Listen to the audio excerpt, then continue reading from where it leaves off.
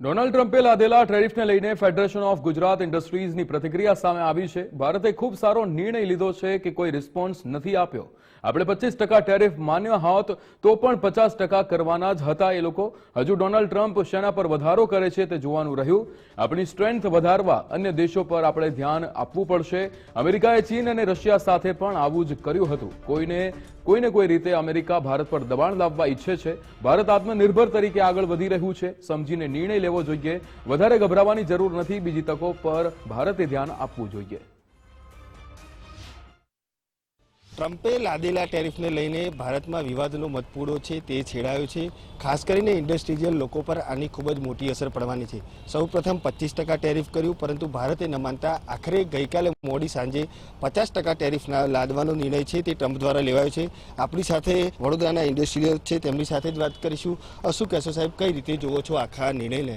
કારણ કે સૌપ્રથમ 25% લાદ્યું અને પછી કાલે જાહેરાત કરી કે હવેથી જો ભારતે ડીલ કર્યું હશે તો 50% ટેરિફ ચૂકવવું પડશે. અંગ્રેજીમાં જો કહીએ તો it is a time to respond rather then react. Trump સાહેબે ઘણા ચેન્જીસ કર્યા. એક 25%ની વાત કરી, પછી 50%ની. આવી રીતે વર્લ્ડના કોઈ નિર્ણયો આજ સુધી તો લેવાયા છે જ નહીં.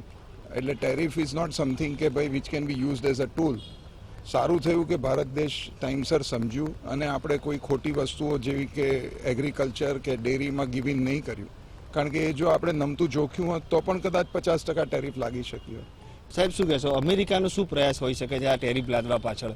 કયું કારણ હોઈ શકે છે? કેમ આ ટેરિફ આટલું બધું વધારો માંગી રહ્યું છે? હવે એ તો આપણાથી જે ટેરિફ લગાડે છે એમને વધારે જાણ છે. હવે એ આપણે જોયું છે લાસ્ટ 6-8 મહિનામાં કે પ્રેસિડેન્ટ ટ્રમ્પની એમની પોતાની બાર્ગેનિંગ ને નેગોસિએશનની સ્ટ્રેટેજી હોય છે. હવે એ શું વિચારીને કરે છે, આઈ થિંક એમને જ વધારે ખ્યાલ છે. મારાથી કમેન્ટ કરવાનો કોઈ એનો વધારે ઉલ્લેખ નથી. ભારત અને અમેરિકા વચ્ચેને આપણે છેલ્લા ઘણા સમયથી જોઈએ છે સંબંધો ખૂબ જ સારા હતા, પરંતુ અચાનક ટ્રમ્પ દ્વારા નિર્ણય લેવાયો. લાગે છે સંબંધોમાં પણ હવે ખટાશ આવશે. આનો જે ફાયદો થતો હતો વૈશ્વિક લેવલે હવે ક્યાંક ને ક્યાંક અટકશે અથવા તો નહીં થાય. આઈ થિંક આ વસ્તુ એવી છે ને કે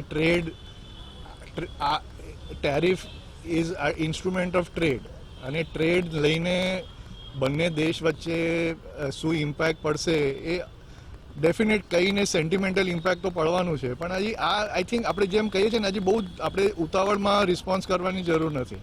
આપણે જોયું છે પાસ્ટમાં પણ કે કોઈક વસ્તુ અનાઉન્સ થાય છે, પછી એના પછી કઈ રીતે એને સંભાળવું પડે, કરવું પડે. આઈ થિંક એટલે થોડું આપણે પેશન્સથી કામ કરીશું તો બધું અલ્ટિમેટલી આઈ થિંક આ ઇન્ડિયા માટે પણ ઓપોર્ચ્યુનિટી હોવી જોઈએ કે આપણે બહુ ડિપેન્ડન્સ કરીએ કે યુએસને એક્સપોર્ટ કરવાનું છે, કે એઝ અ ઇકોનોમી આપણે ઇન્ડિયન ઇકોનોમીને જ પ્રોપરલી બ્યુરોક્રેટિક અને એડમિનિસ્ટ્રેટિવ ફ્રેમવર્કથી આપણે એને ડીરેગ્યુલેટ કરીએ તો ઇન્ડિયન ઇકોનોમીમાં એટલી જ ઓપોર્ચ્યુનિટીઝ છે કે આપણે એઝ ઇન્ડિયન કંપનીઝ આપણે એમાં જ ઊંચા થઈ શકીએ. ભારત છે તે ખૂબ જ સારો રિસ્પોન્સ આપી રહ્યું છે. તેને લઈને હવે કોઈ પણ ચિંતાનો વિષય નથી, કારણ કે જે રીતે ભારત જોઈએ તો આત્મનિર્ભર તરફ જેવા આગળ વધી રહ્યું છે, અને બિઝનેસમેન છે તે પણ હવે ક્યાંક ને ક્યાંક પોતાના દેશની અંદર જ પોતાની પ્રોડક્ટ છે તે વેચી અને પોતાનો વ્યવસાય છે તે કરી શકે તે માટે હવે સક્ષમ થયા છે. કેમેરામેન લીકે સોલંકી સાથે અલ્પેશ સુથાર, ગુજરાત ફર્સ્ટ, વડોદરા.